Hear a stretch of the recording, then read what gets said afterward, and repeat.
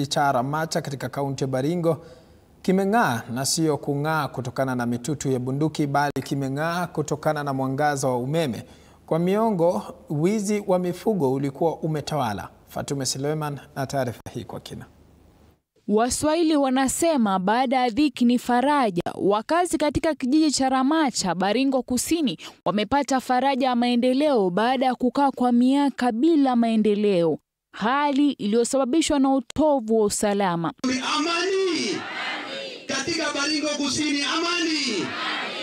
Kulingana na wakazi, utovu wa usalama umesababishwa na wizi wa mifugo, hali ambayo ilisababisha jamii ya Ilchamas, Tugen na Pokot kutoelewana kabisa, kusababisha watu wengi kufariki, huku wengine wakihama kwa kuhofia usalama wao. Hakuna mtu alikuwa anakuja hapa kwa mguu.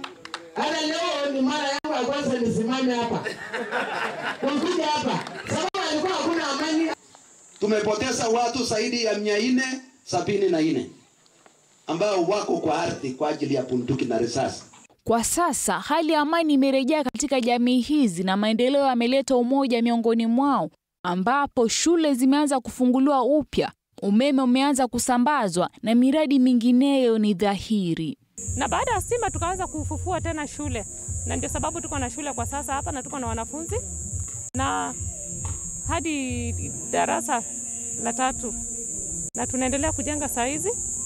Amani imeleta mwanga katika jamii, kwani wakazi wengi walikuwa hawajui umeme ni nini. Hawakuamini macho yao baada ya kuona shule ya msingi ya Ramacha ikitiwa umeme.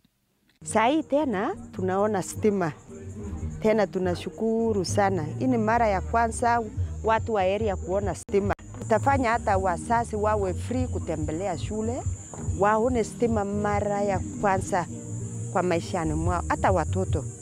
Shughuli ya usambazaji wa umeme iliongozwa na waziri wa kawi Opiyo Wandayi, huku akiwarai wakazi kudumisha amani ili maendeleo yaweze kufanywa zaidi. This is a very, very high potential area. It can produce food, it can produce livestock, it can actually contribute immensely towards the economic development of the country.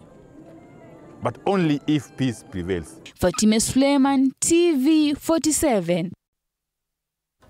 Asante sana Fatuma Suleiman kwa taarifa hiyo.